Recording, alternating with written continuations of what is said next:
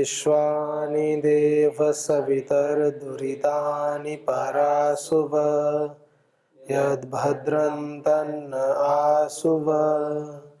ओम शांति शांति शांति। ओम सर्वेभ्यो नमः। ओम श्री गुरुभ्यो नमः। ओम श्री परमात्मने नमः। ओम। वैदिक संस्कृति, बहुत ही सुंदर प्रसंग यमराज और नचिकेता के बीच में, यमाचार्य जिनको कहते हैं। तो मृत्यु विद्या के विषय में जानने के लिए नचिकेता जी के मन में जिज्ञासा उत्पन्न हुई पिताजी के आदेश पर। और उस प्रसंग में जो वर मांगने का क्रम है वो चल रहा है। तो स्वर्गलोक के विषय में सभी व्यक्ति जानना चाहते हैं, स्वर्गलोक क्या है। तो स्वर्ग को प्राप्त करना एक बात है, और स्वर्ग प्राप्त करने के लिए किस विद्या की आवश्यकता है, नचिकेता की रुचि उसमें है। गिफ्ट के रूप में लेना नहीं चाहते। तो कहा कैसे स्वर्गलोक के विषय में, जो स्वर्गलोक सुनते हैं शास्त्र में वर्णित है वो क्या है। स्वर्गलोके न भयम किंचन नास्ति, कि ऐसा स्वर्गलोक जिसमें कोई भय नहीं होता।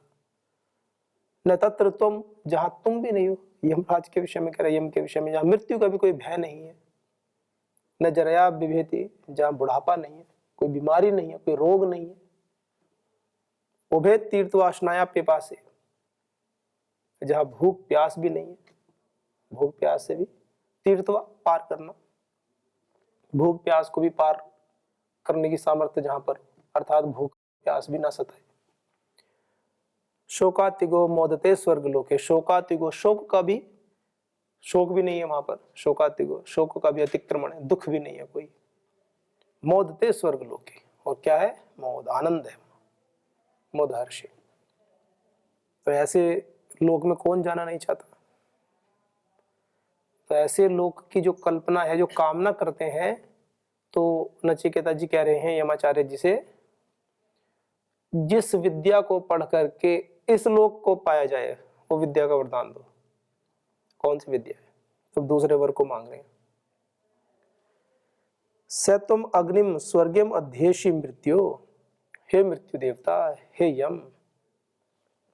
स तुम अग्निम स्वर्गम अध्येषि, प्रब्रूहि तुम शद्दधानाय मह्यम, प्रब्रूहि तुम शद्दधानाय मह्यम, मेरे लिए स्वर्गलोका अमृतत्वम भजंता एतद द्वितीयेन वृणे वरेण, ऐसे बोल दिया। एतद अग्नि विद्याम, दूसरे वर से, द्वितीयेन वरेण अहम वृणे, मैं वर्ण करता हूं, मांगता हूं आपसे। क्या मांगता हूं। स तुम अग्निम स्वर्गम अध्येषि मृत्यु, हे मृत्युदेव, हे यमाचार्य, आप तो अग्नि विद्या को जानने वाले हो। तुम अग्निम अध्येषि, स्वर्गम, स्वर्गलोक की कामना करने के लिए मैं जो श्रद्धानाय, मैं जो श्रद्धालु, जो स्वर्गलोक को जानना चाहता हूं, ऐसे श्रद्धालु के लिए प्रब्रूहि, बोल दीजिए, आप कहें तुम, आप जो है श्रद्धानाय मह्यम, मेरे लिए। मैं कैसा, श्रद्धानाय, श्रद्धालु हूं मैं तो। और किस लिए आपसे चाहता हूं, मैं स्वर्गलोक को चाहता हूं। तो उसके साधनभूत स्वर्गम, स्वर्ग साधन भूतम, स्वर्ग की साधनभूत जो अग्नि विद्या है, आप उसको जानते हो, आप वो विद्या मुझे दीजिए। नचिकेता उनसे कह रहे हैं। जैसे कुछ विशेष विद्याएं होती है ना, जैसे पहले ऐसे थे कि ब्रह्मास्त्र है ना, वरुणास्त्र, अग्नेयास्त्र, ऐसे कहते हैं भी। जैसे लक्ष्मण जी ने, लक्ष्मण रेखा के नाम से प्रसिद्ध है ना, तो एक ब्रह्मदत्त जिज्ञासु जी हुए, एक महात्मा पुरुष हुए हैं। तो ऐसे बताते हैं कि पूर्व जन्म के श्रृंगी ऋषि जी की आत्मा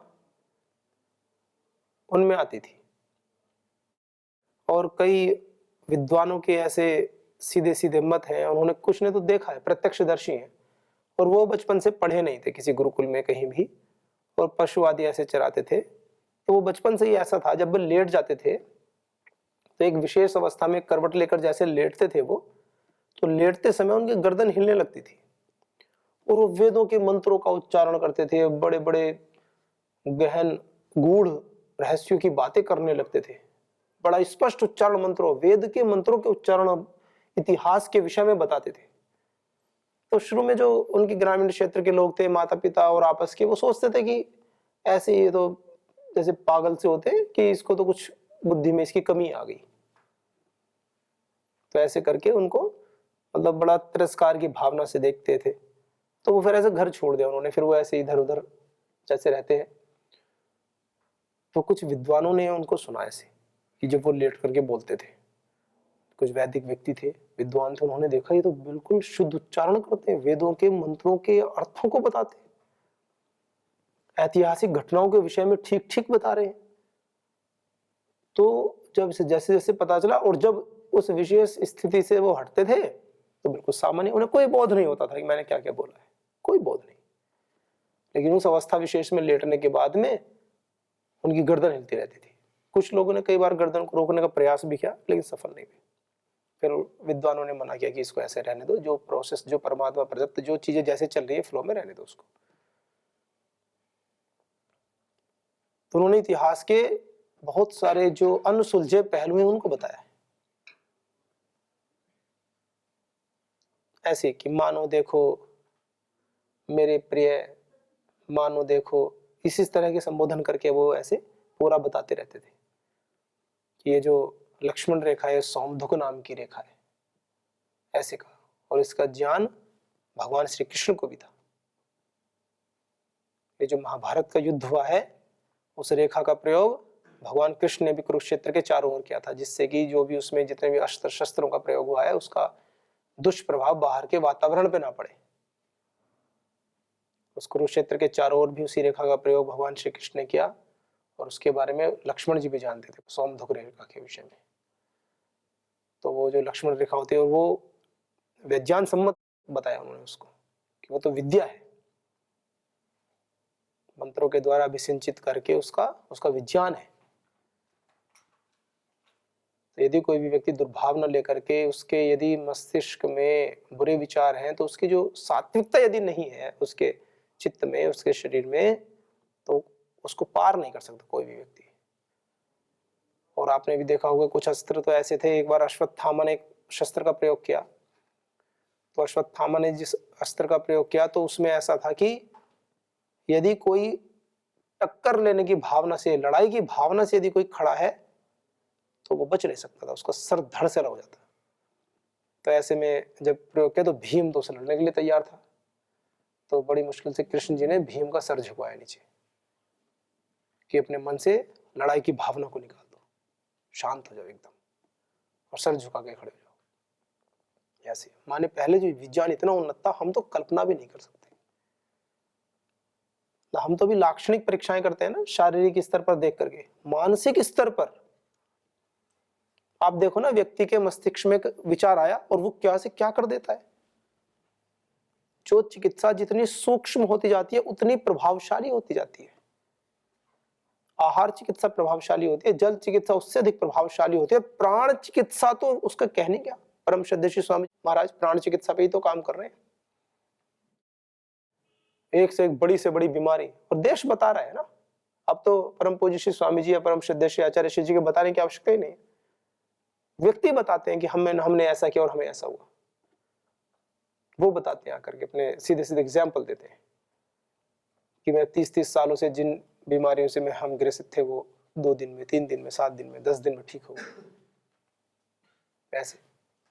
तो जो चिकित्सा जितनी सूक्ष्म होती है, जो विधा जितनी सूक्ष्म होती है, और अब इसके ऊपर भी और यज्ञ चिकित्सा शुरू कर दी।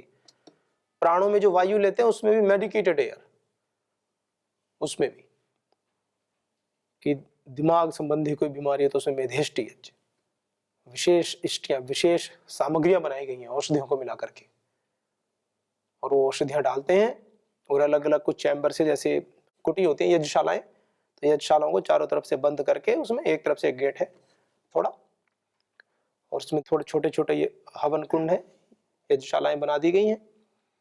आर्थराइटिस के लिए अलग है, वात रोगों के लिए अलग है, जो जो जिस जिस प्रकार की समस्याएं हैं ऐसे अलग अलग, मधुमेह के लिए अलग है, अलग अलग बीमारियों के लिए अलग अलग औषधियों से युक्त सामग्री बना करके उसका यज्ञ करते हैं, एक एक दो दो घंटा उसी में बैठाते हैं उनको,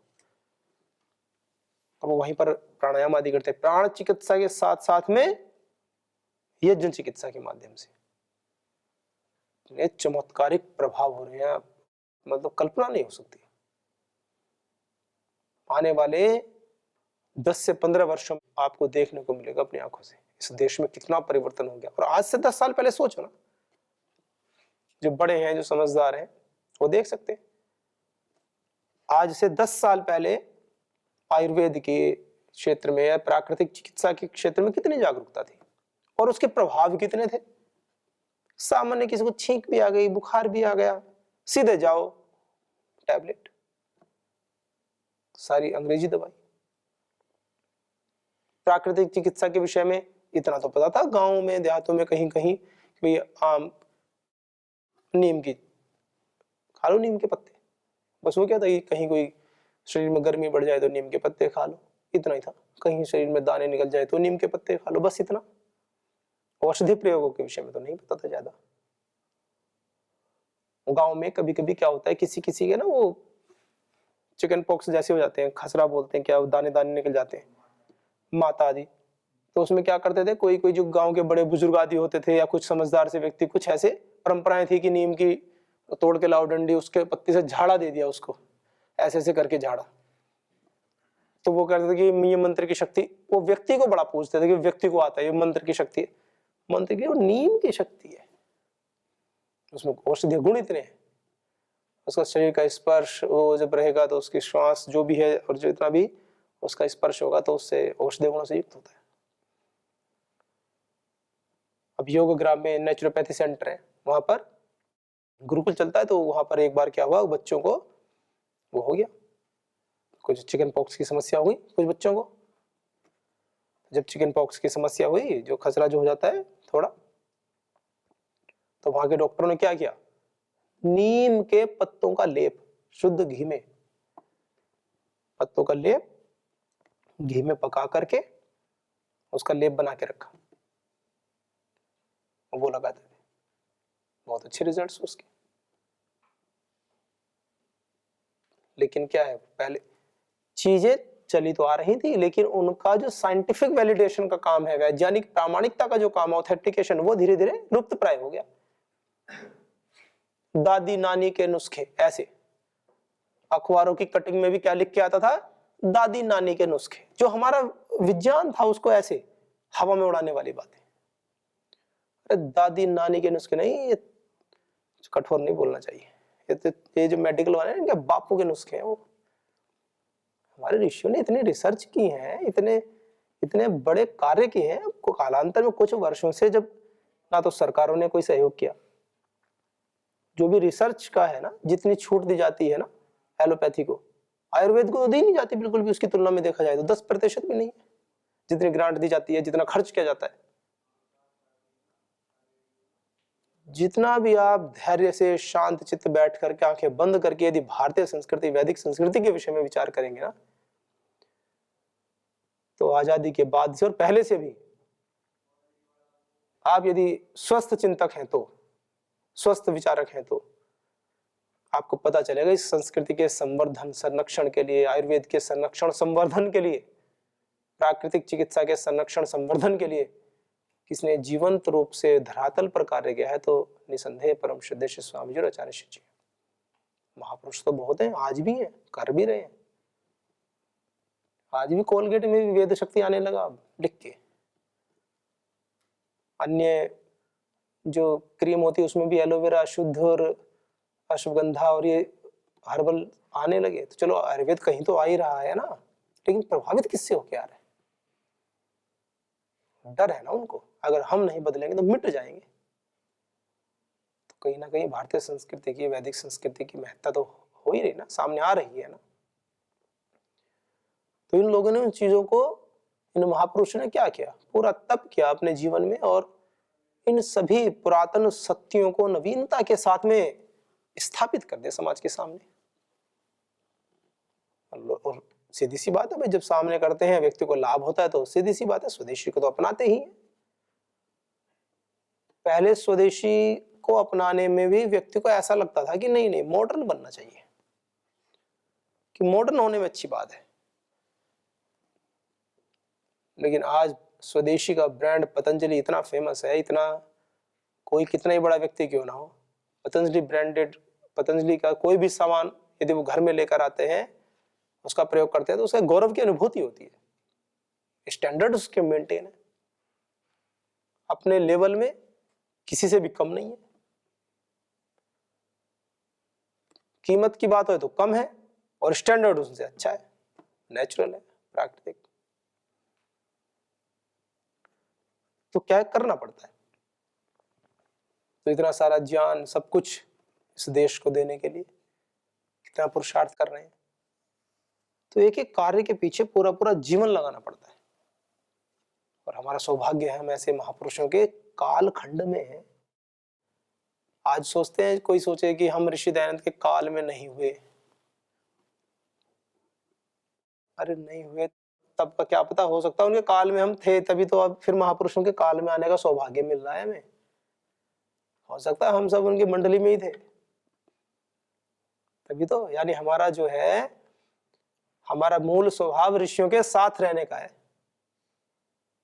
तो इसलिए भगवान जी ने कहा कि तो कितने लोग हैं, कमी है लोगों की। सड़क पे निकल जाओ कहीं भी, किसी सड़क पे ऐसे मतलब पी पी पी लाइन से लगी रहती है गाड़ियों की, आने जाने वालों की भीड़ ही भीड़। कहीं दुनिया के किसी कोने में चले जाओ ऐसे हो रखे। ये दो आंख, दो कान, नाक, हाथ, ये जो संरचना है ना, ये हर जगह मिल जाएगी आपको, कहीं भी चले जाओ। तो इतने सारे लोग दुनिया में, इतने देश, इतने सारी संभावनाएं होते हुए भी इस पथ पर आने के लिए कैसे मन बन गया? इसी बात को विचार करो तो 70-80 जन्म तो आराम से निकल जाएंगे इस पथ पे। कि नहीं, कुछ तो बात है,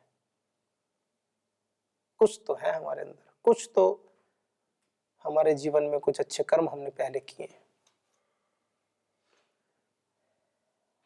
ऋषियों के जीवन को जीना और ऋषियों के साथ में रह करके जीना, दोनों में अंतर है। पुस्तकों के माध्यम से स्वाध्याय करते हैं, एक अलग बात है। लेकिन ऐसे ऋषि हमारे कालखंड में हैं, हम उनको देख रहे हैं। हम ये देख पा रहे हैं कि ऋषि लोग जीते कैसे हैं, प्रातः काल से रात्रि पर्यंत पुरुषार्थ कितना करते हैं।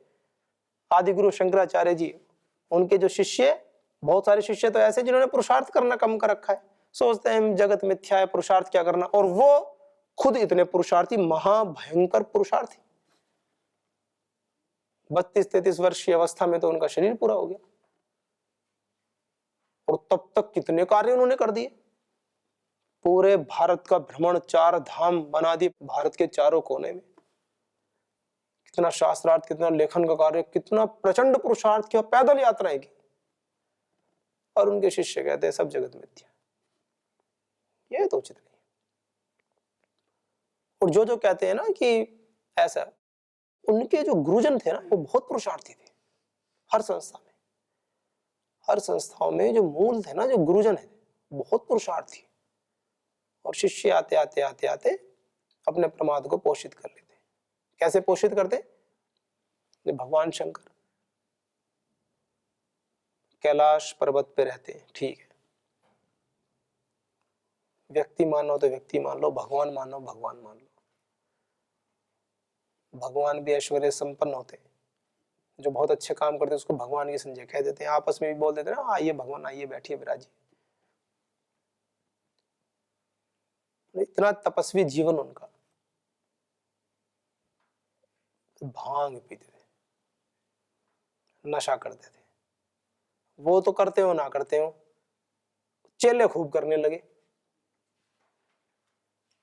और जस्टिफाई कैसे करते हैं?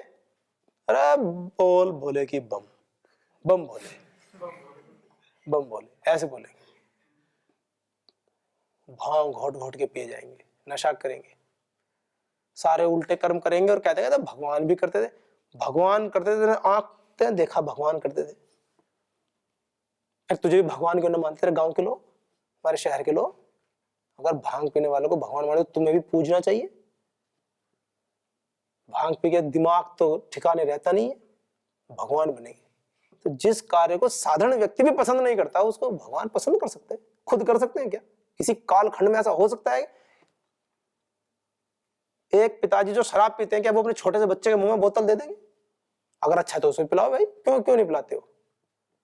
यदि पिताजी सिगरेट पी रहे तो बच्चे को सिगरेट पीना सिखाओ बचपन से ही, वो अच्छी चीज है तो पिलाओ। है क्या कि हमने अपने अपने प्रमाद को पोषित करने के लिए भगवान पर लांछन लगा दिया। उल्टे सीधे कर्म करेंगे। कृष्ण जी तो रासलीला करते थे। अरे योगेश्वर है वो, जिन योगियों के लिए कहा जाता है कि स्त्री का दर्शन भी उनको थोड़ा अलग रहना चाहिए, स्त्रियों से एकांत में वार्ता भी नहीं होनी चाहिए।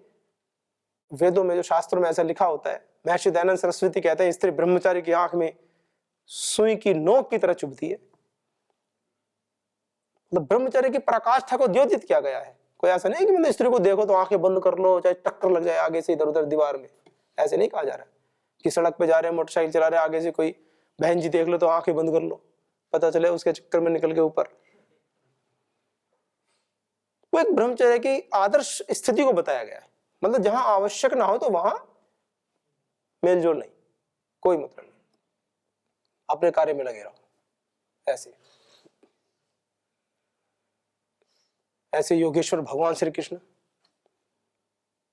उनको क्या क्या बना दिया, सोचने की बात है। ऐसे नहीं है, हमारे महापुरुष ऐसे थोड़ी है। महर्षि दयानंद सरस्वती जी ने पूरा अध्ययन करने के पश्चात में ये लिखा है कि श्री कृष्ण जी के जीवन में बचपन से लेकर अंत तक कोई भी चारित्रिक दोष नहीं था, एक भी। और उनकी टिप्पणी बहुत मायने रखती है क्योंकि उन्होंने तो उस यथार्थ का बड़ा निरूपण किया है। लोग बड़े उनसे बहुत उनका नाम लेते, कईयों को तो मिर्ची सी लगती है, दाल में तड़का लग जाता है ना, ऐसे आग बबूला से हो जाते नाम सुनते ही कई लोग, क्योंकि उन्होंने जो यथार्थ था, जो सत्य था ना, उसको सीधा सीधा ठोक के बोला है। स्वयं के जीवन में कोई दोष नहीं, वेदोक्त जीवन जिया, जैसे वेदों में कहा वैसे ही आचरण किया। यदि व्यक्ति को देखना है कि शास्त्रीय जीवन, वेदोक्त जीवन कैसे जिया जाता है, तो हमारे सामने महापुरुष है, हमारे सामने हमारे गुरुजन है ना, वो जीतेंगे। कितना पुरुषार्थ करते हैं समाज के कल्याण के लिए हर समय, कितना अथक पुरुषार्थ।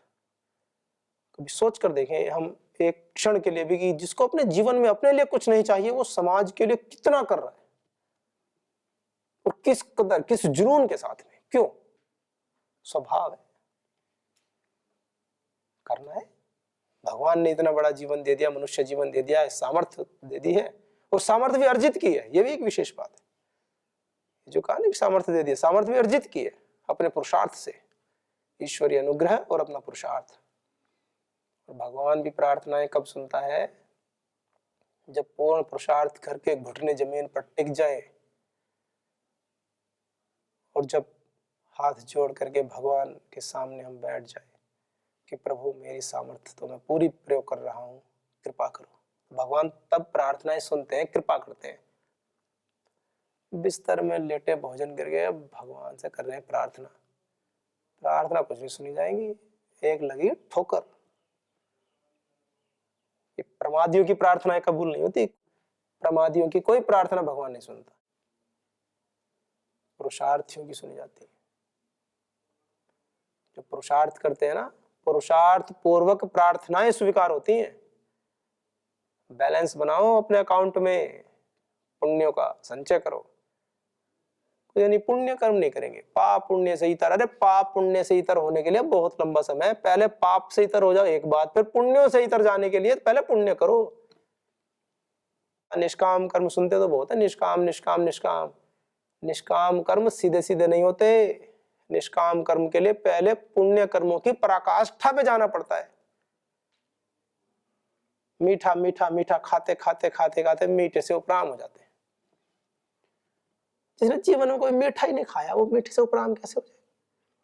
अभाव का नाम त्याग थोड़ी होता है,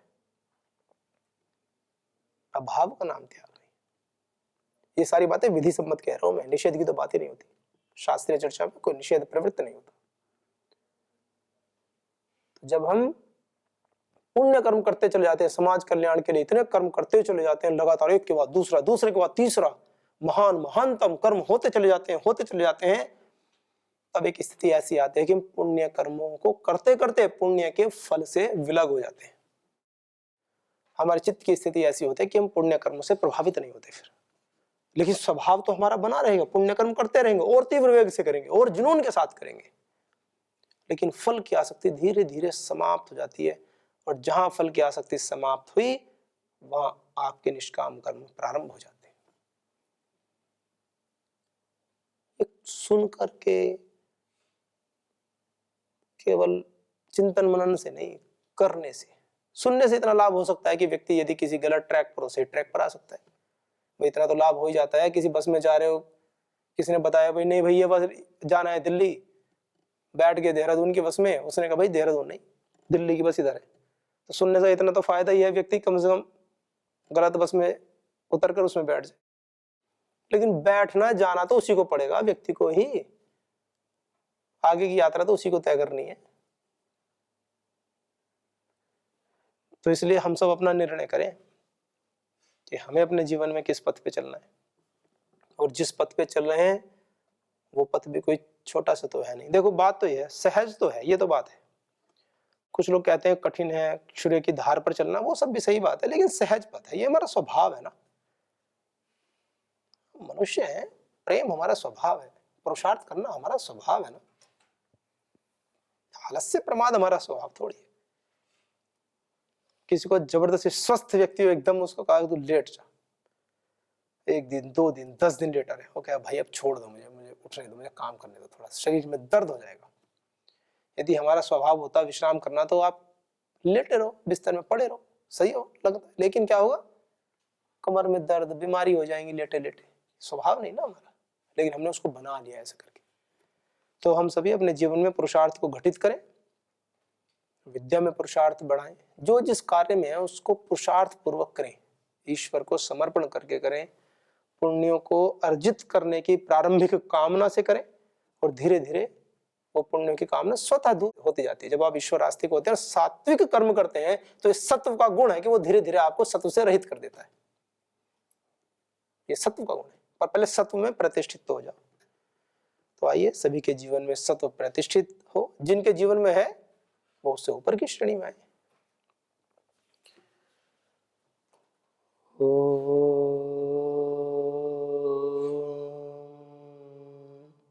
शांति शांति शांति।